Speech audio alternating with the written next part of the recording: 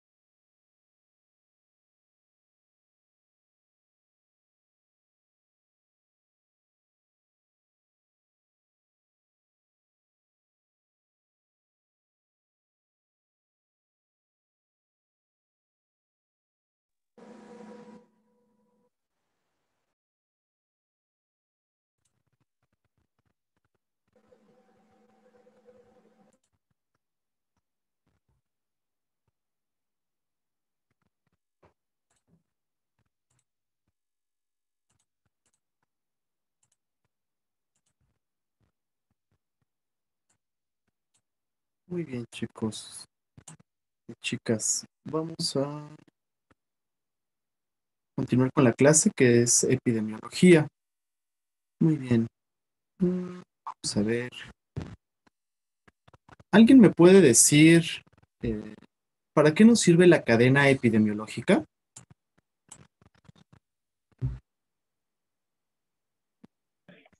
Podría ser como de cómo se desencadena cada, bueno, cómo va encadenada cada enfermedad, ¿no? Algo así. ¿Cómo se va a desencadenar esa enfermedad? Muy bien, Viviana. ¿Alguien más me puede decir para qué me sirve la cadena epidemiológica? Para ver en cuánto tiempo igual se llega a desarrollar el agente, sí, el agente en el huésped. Así es. ¿En cuánto tiempo se va a generar eso? Muy bien, Linet. ¿Alguien más me puede decir para qué nos sirve la cadena epidemiológica?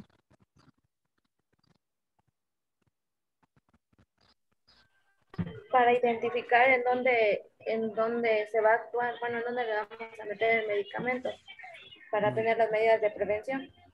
Ok, Ney, efectivamente, qué medicamento y cómo va a actuar el medicamento para la infección o para lo que estamos tratando en ese momento y los modos de prevención.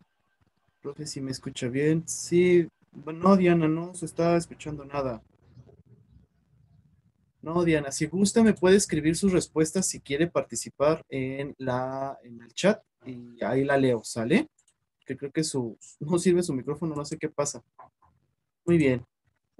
¿Alguien más que quiera participar? ¿Para qué me sirve esa cadena epidemiológica?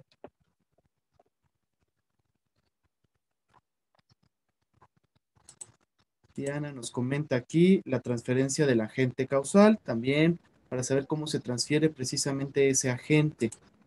Muy bien. ¿Alguien Puede ser más? el resultado de la interacción de estos elementos en el desarrollo de una enfermedad. Exacto, muy bien, Blanca, exactamente. También para ver el resultado de la enfermedad y cómo va precisamente haciendo toda esa parte. No hemos llegado, bueno, eso se ve en salud pública, las que ya están en segundo año, bueno, en segundo semestre, ya vieron algo que se llama historia natural de la enfermedad.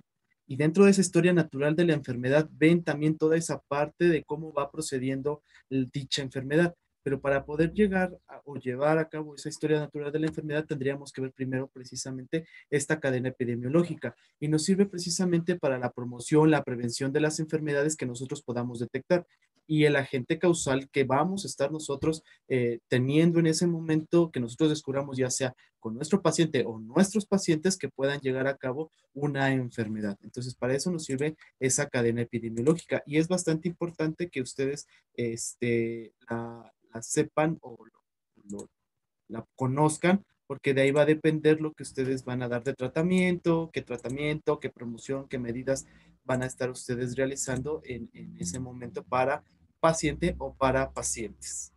Muy bien, entonces comparto la pantalla para continuar con la clase después de este previo. Muy bien, entonces la cadena epidemiológica. El documento que les envié está bastante bien, no está tan resumido, les pone ejemplos, pero es bastante claro en lo que nos está diciendo. Y dice que la cadena epidemiológica nos sirve para ordenar los llamados eslabones que van a identificar los puntos principales de la secuencia continua y la interacción entre el agente, huésped y medio. De hecho, dentro de la historia natural de la enfermedad, nos dice en una de las partes sobre lo que es el agente, ambiente y huésped. ¿Por qué? Porque estos están interrelacionados para poder dar como resultado en algún momento las infecciones o la enfermedad que nosotros vamos a estudiar. No solamente infecciones de cualquier tipo, sino también algunas otras enfermedades que tengan un agente. Recuerden que los agentes pueden ser no biológicos y biológicos, que nos va a estar afectando el individuo o individuos y nos va a desencadenar precisamente una enfermedad. Y entonces, dentro de esa historia natural de la enfermedad, pasamos del umbral de de la salud hacia lo que es la enfermedad y ahí empiezan varios periodos importantes como el periodo prepatogénico y el periodo patogénico. ¿Sale? Entonces, para eso me va a servir esta cadena. Y la cadena va a estar dentro de esa triada importante, huésped, ambiente y agente. Entonces, esta es la cadena que nosotros vimos o ustedes leyeron para las que ya entregaron la tarea o los que la están haciendo. Tenemos esos 6 puntos importantes de la cadena. Son eslabones, como una cadena de fierro, son eslabones que están interconectados entre uno y otro y van seguidos. Por eso es en círculo la cadena como tal. ¿En algún momento podemos nosotros romper la cadena? Sí, sí la podemos llegar a romper. Eso va a depender de las medidas que ustedes van a dar dependiendo en dónde ustedes quieren afectar esa cadena y romper esos eslabones que ustedes están conociendo en ese momento. ¿Sale? Entonces tenemos el agente causal, el reservorio, la puerta de salida del agente, la medida de transmisión del agente, la puerta de entrada del agente hacia el nuevo huésped y la susceptibilidad que tenga el huésped como tal. Entonces tenemos primero el agente causal. Linet, ¿nos puede leer la siguiente diapositiva, por favor?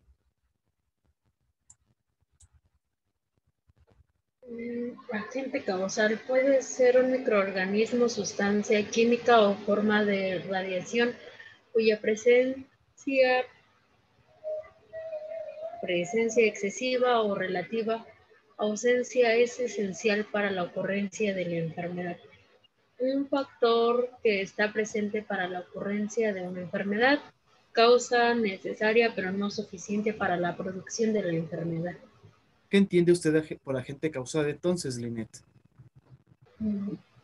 Es una enfermedad o como podría decirse el inicio que va a comenzar a desarrollarse en una enfermedad.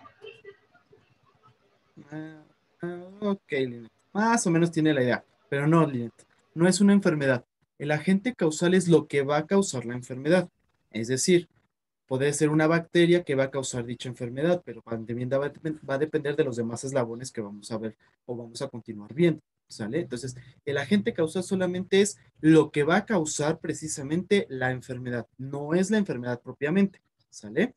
Y esos agentes son importantes porque no solamente va a ser dicha enfermedad, sino también va a depender la cantidad de inóculo, es decir, la cantidad del agente que va a pasar hacia el huésped nuevo para poderlo contagiar, ¿sale? Y como dice la primera definición que nos leyó Linet, no solamente es la presencia de un microorganismo, sino puede ser cualquier otro tipo de agente químico, radioactivo o alguna otra cosa que nos puede llegar a causar enfermedades.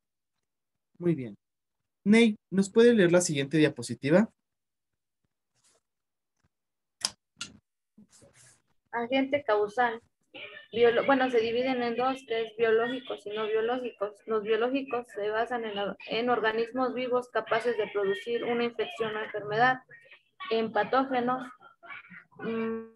bacterias, protozoarios, metasuarios, hongos, virus y priones. Y los no biológicos en no organismos no vivos, en químicos y físicos. Ok. Ney, ¿nos podría dar algún ejemplo de agentes biológicos y no biológicos? En el virus puede ser la gripe, ¿no? Ujú. De que se transmite, bueno, es un virus, se transmite. En no biológicos,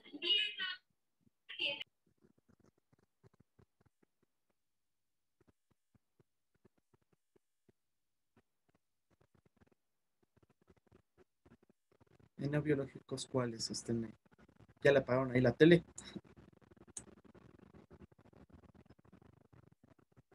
Prenda su micrófono, no, Ney. no recuerdo. ¿No recuerda? Ok, muy bien. De los ejemplos de biológicos, efectivamente, como la gripe, la influenza tipo A, tipo B o alguna otra como la HN1, AN1, nos pueden causar precisamente, sería el virus, la enfermedad sería la influenza, ¿sale? O la gripe común. Bacterias como por ejemplo algunos estreptococos que nos pueden causar infecciones de la garganta, la enfermedad sería la faringoamigdalitis.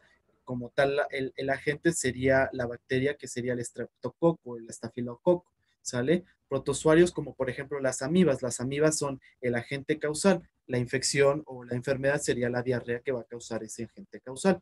De los no biológicos son los que no son organismos, no están vivos como tales y pueden ser químicos, el agua caliente, el humo, el fuego, la radiación, el sol, el aire, físicos, por ejemplo, un auto, yo voy caminando, me pasa como tal, eso es un agente causal, que me hayan pisado, con un cuchillo me hayan cortado un dedo, ese es el agente causal, esos son los no biológicos, que me van a causar también enfermedades, la amputación de un pie, un traumatismo craneoencefálico, un hematoma o un esguince, una luxación, una fractura, esa es la enfermedad, pero el agente causal pueden ser todos esos, el martillo, el cuchillo, el vidrio, el sol, que esté trabajando, por ejemplo, con radiación, lo mismo, que esté trabajando con soldadura, el humo de la soldadura, esos son agentes causales no biológicos. Entonces, para que quede claro cuáles son biológicos y no biológicos. Y como le decía Linet, ¿qué va a causar el agente causal? La enfermedad. ¿Sale? Muy bien. Blanca, ¿podemos seguir leyendo la siguiente diapositiva?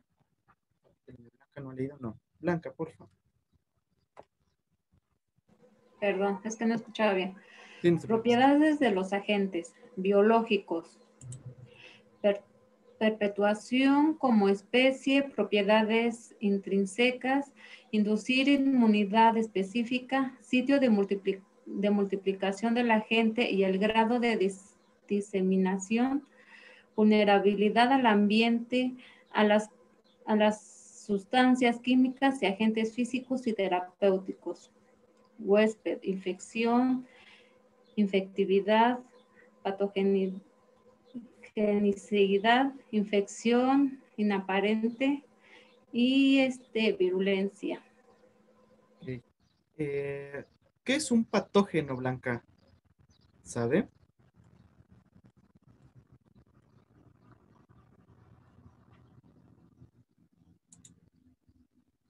¿Qué es un patógeno, Blanca? Acá.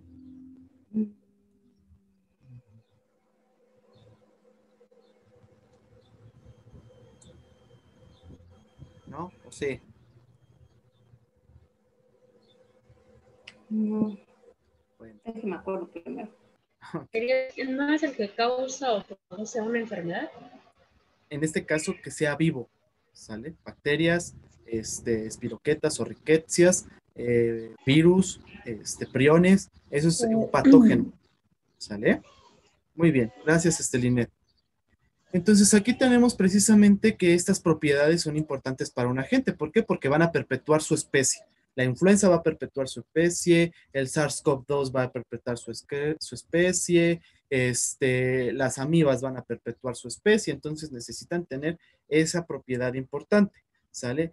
Propiedades intrínsecas, pues lo que tienen dentro esa bacteria, ese virus, ese prión, que nos va a crear precisamente que continúe viviendo, cómo se reproduce, cuánto tiempo va a durar durante el aire, en la tierra, en las cosas que nosotros tocamos, ¿sale? En inducir una inmunidad específica. Una vez que el bicho o el patógeno entre hacia nuestro cuerpo, en el caso de agentes biológicos, una vez que tengan contacto con nuestras células de defensa, en algún momento van a crear defensas contra ese patógeno y entonces nos va a proteger posteriormente. Si es que vuelve a ingresar esa misma bacteria o agente patógeno a nuestro cuerpo, lo va a defender. Por eso también crean esa reacción inmunológica.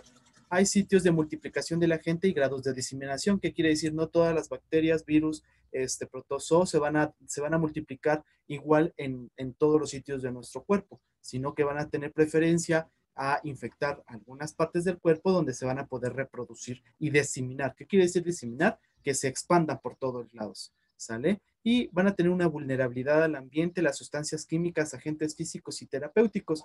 Como sabemos, algunos agentes patógenos pueden llegar a morir en el ambiente, ya sea por mucho calor o frío como tal, por algunas sustancias como por ejemplo el alcohol en gel, el jabón, el isodine, la iodopovidona, pueden llegar a morir. Esos son los agentes físicos y químicos y terapéuticos, pues dando tratamiento importante, como por ejemplo para la tuberculosis. Mencionaba precisamente el documento, el tratamiento para la tuberculosis que nosotros damos, que es la isoniazida, puede matar precisamente a la micobacteria de la tuberculosis, sale a todo el espectro de la micobacteria y no los puede matar, ¿sale? Lo mismo, por ejemplo, los medicamentos que se utilizan como antirretrovirales para algunas infecciones o los antibióticos que nos sirven para matar precisamente esto. Esto sobre todo son las propiedades físicas de agentes biológicos, como su nombre lo dice, ¿sale? Y para que todo esto funcione, pues tenemos que tener un huésped. Un huésped puede ser ya sea humano o ya sea como animal, ¿sale? Que nos va a permitir precisamente que subsista ese agente patógeno. ¿Qué es la infección? Pues la infección va a ser el resultado después de que haya entrado precisamente el agente patológico o el patógeno hacia lo que es el huésped y pues se va a diseminar, va a crear precisamente síntomas y signos dentro de nuestro paciente. ¿Qué es una infectividad? Pues es la capacidad de que el agente infeccioso de poder alojarse precisamente en el cuerpo humano y poderse replicar y precisamente proceder a lo que sigue, que es su patogenicidad, que es la capacidad de que el agente infeccioso pues produzca la enfermedad. Ahora sí, los síntomas y signos como tal. Una infección inaparente que también puede estar precisamente dentro de estos agentes infecciosos, pues es que no tengamos como tal la manifestación clínica importante, como por ejemplo de la gripa, la fiebre, el malestar general, y que solamente se quede ahí hospedado el agente y que nosotros nada más seamos portadores y que lo podamos nosotros transmitir sin tener ningún síntoma, como por ejemplo el virus del papiloma humano, que comúnmente todos los hombres se tiene y ellos no causan ningún síntoma, pero quien sí causa síntomas es para la mujer que ya no es tan portadora, sino que ahora sí ya no es una infección inaparente, sino una infección aparente como tal. Y pues la virulencia como tal va a ser pues producir los signos y síntomas de gravedad o fatales como tal que nos puede llevar a la muerte al paciente, ¿sale? Como por ejemplo el SARS-CoV-2, que es el COVID, la enfermedad es el COVID como tal, el huésped, pues el ejemplo es pues nosotros, probablemente vino de los animales como el pangolín, o el murciélago, que es donde se tiene también el SARS-CoV-2, que lo contagió precisamente, eso fue un huésped primario, lo contagió hacia lo que es un huésped secundario, que fue el humano, produció una infección, hizo una infectividad, patogenicidad, una infección inaparente en algunos pacientes porque no es detectable a veces por síntomas, sino a veces por las pruebas que realizamos, y hace una virulencia porque puede causarnos síntomas demasiado graves y fuertes como tal. Muy bien. Entonces vamos con la siguiente parte de la cadena epidemiológica. Mode, ¿nos puede leer la siguiente diapositiva?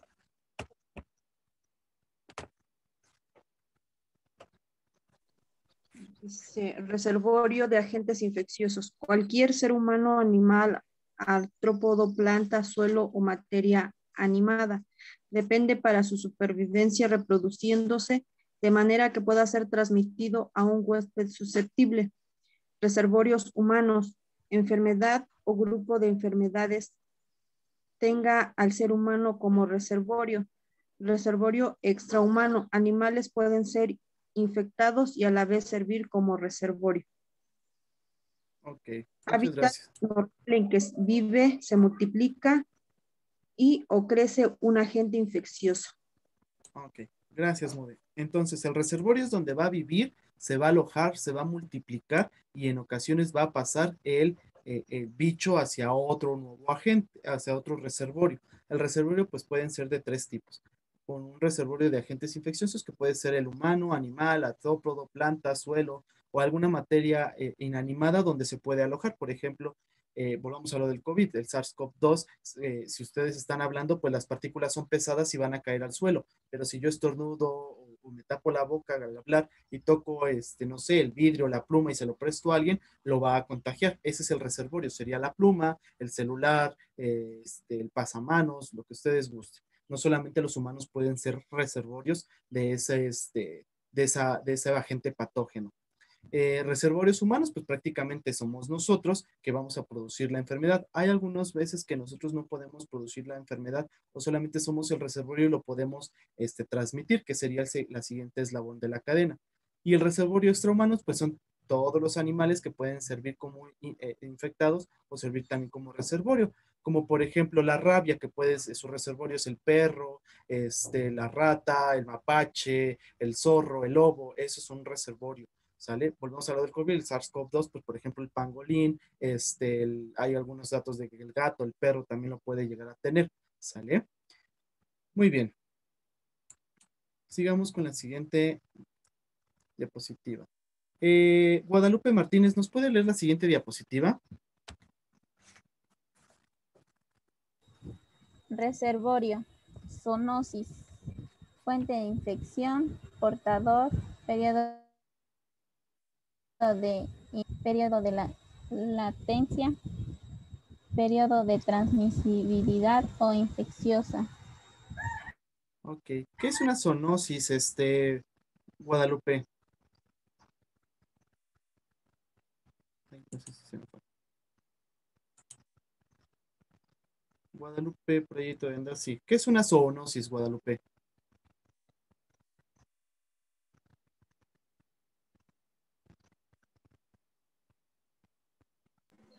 Yo puedo. Sí, Blanca. Es un grupo de enfermedades de los animales que son transmitidas al hombre. Muy bien, efectivamente. Son Algo así. enfermedades. Sí, no, estás muy bien, Blanca. Efectivamente, son enfermedades que pueden padecer los animales y que la pueden transmitir precisamente al hombre. ¿Sale? Por ejemplo, la rabia. ¿Sale? Es una enfermedad zoonótica solamente de la especie de ellos, pero lo pueden transmitir a los seres humanos. ¿Sale? Entonces, eso es lo que nos explicó precisamente Blanca. Fuente de infección. Diana Chávez, ¿qué es una fuente de infección? Una fuente de infección sería como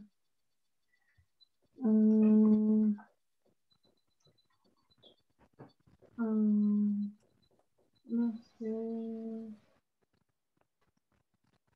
cómo se transmite una enfermedad o algo Se así. transmite más o menos. Puede ser la persona, animal o objeto donde se encuentre ya en reserva precisamente el agente infeccioso y lo pueda transmitir. volvemos a lo mismo. Un humano, pues si yo estornudo y las gotitas de flush, que son todas las gotitas que yo estoy hablando, lo puedo pasar hacia otra persona. Este objeto, pues la pluma, el lápiz, el celular que yo pueda pasar, o el animal, como hablábamos de la rabia, lo puede transmitir. Esa es la fuente de infección. El agua también es una fuente de infección porque pues ahí lleva también bichos y todo lo demás, nos puede pasar precisamente la infección. Alessandra, ¿qué es un portador? Es la persona que tiene el virus y lo va, ¿sí, no? Así es una persona O que la va, infección. así es, muy bien, es una persona animal que puede tener la infección, pero no presenta síntomas ni signos de la enfermedad, solamente es el portador, ¿sale? Eso es importante que ustedes diferencien. El portador solamente es el que contiene, y hablábamos, por ejemplo, del VPH, el virus del papiloma humano. El hombre es el portador, pero quien reacciona a eso es la mujer. Solamente el hombre lo que tiene es portar el virus, ¿vale? Muy bien. Periodo de incubación, vamos a ver. Mireya, ¿qué es un periodo de incubación?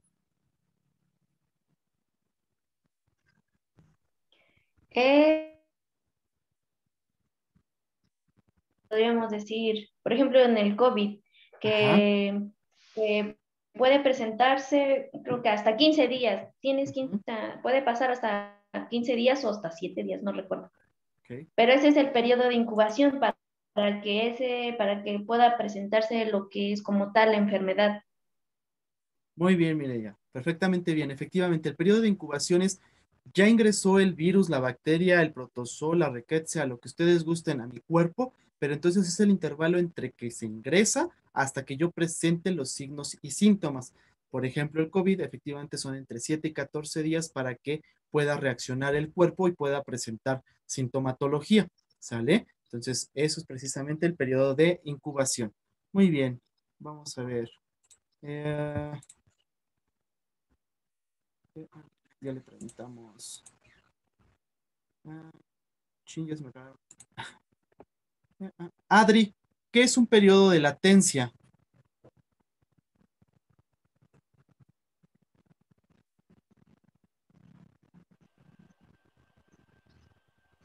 ¿Quién dijo, profe? ¿Qué es un periodo de latencia? Es el periodo que está activa la bacteria. El periodo que está activa la bacteria. No. ¿Alguien sabe qué es el periodo de latencia?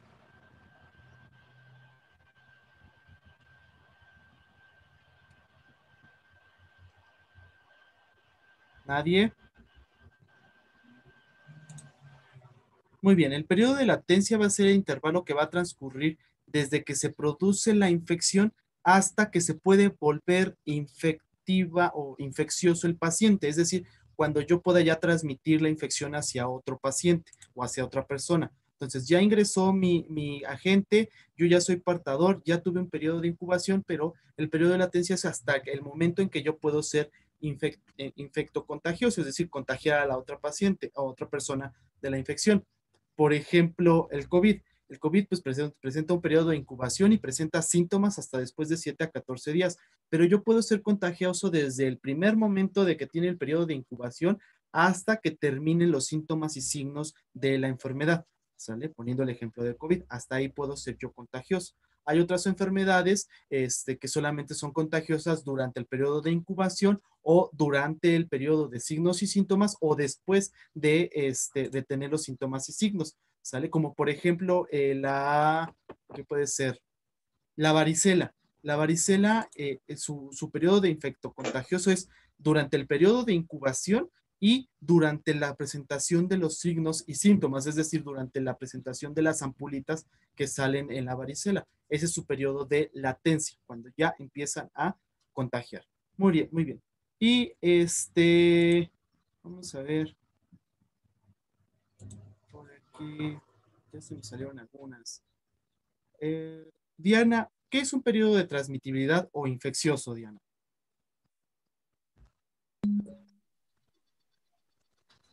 Podría ser el periodo en el que se transmite la enfermedad. Bueno, Sí, así es, efectivamente, durante el periodo que se puede transmitir la enfermedad. Ese es el periodo de transmitividad o infeccioso. Su nombre propio lo dice. Muy bien. Alessandra, ¿nos puede leer la siguiente diapositiva, por favor? Sí. Método de transmisión del agente. La forma en la que el agente infeccioso se transmite del reservorio al huésped. Transmisión directa. Transmisión de persona a persona. Transmisión indirecta. Mediante vehículos de forma de transmisión o fomites. Vector. Ok, entonces la transmisión, el método de transmisión pues va a ser cómo se va a transmitir efectivamente el agente infeccioso o el patógeno o el agente causal hacia lo que es el reservorio, que es el huésped, ¿sale? Puede existir una transmisión directa que prácticamente es de persona a persona o de animal a persona que nos puede dar precisamente esa enfermedad. ¿Cómo se transmite? Por las gotitas de flush. Ay, alguien escribió aquí en el chat. Lick, se fue el internet en todo Chicuautla y mis compañeras no pueden ingresar. Viviana y Nay. Sí, creo que me están mandando mensajes por acá. Díganles que estoy. Voy a poner acá. Muy bien, entonces para que no tengan problemas. De todos modos, ya les pasé asistencia en esta parte. Muy bien, entonces, y gracias, Adolfo.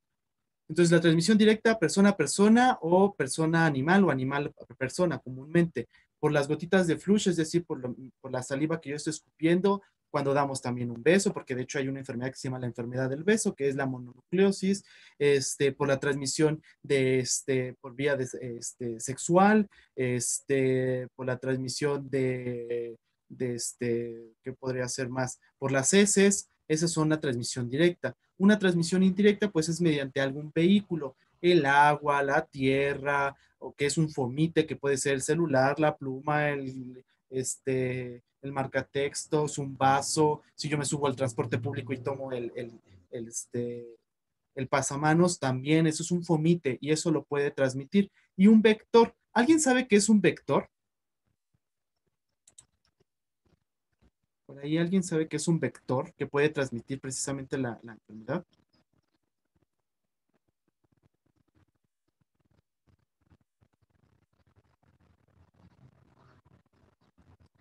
¿No?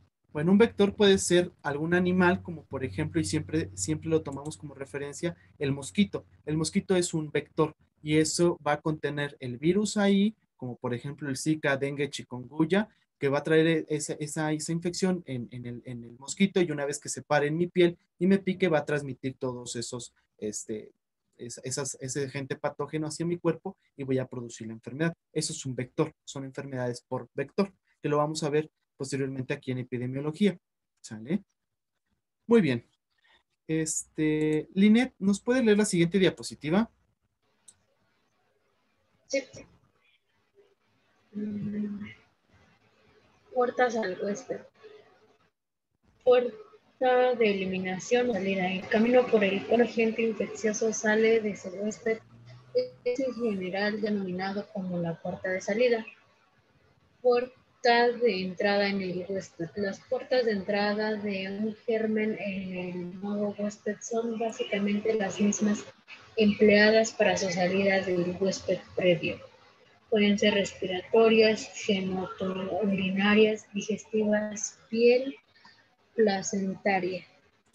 Ok, muy bien. Gracias, Linet.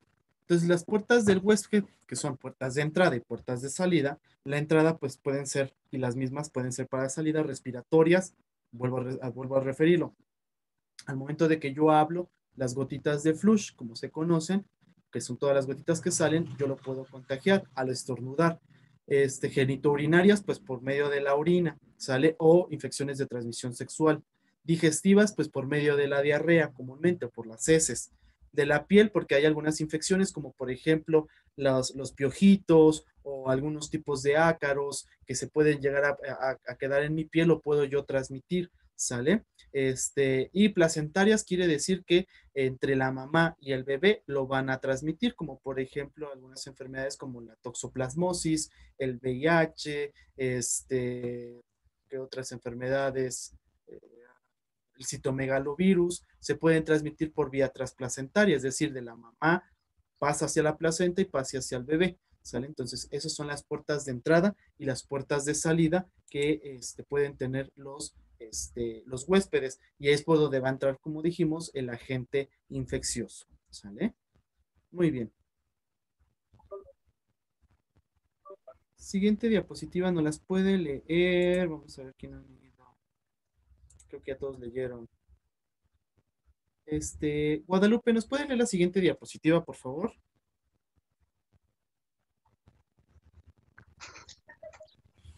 Yo. Ah, Adolfo. Creo que anda. Adolfo, léenos la diapositiva, por favor.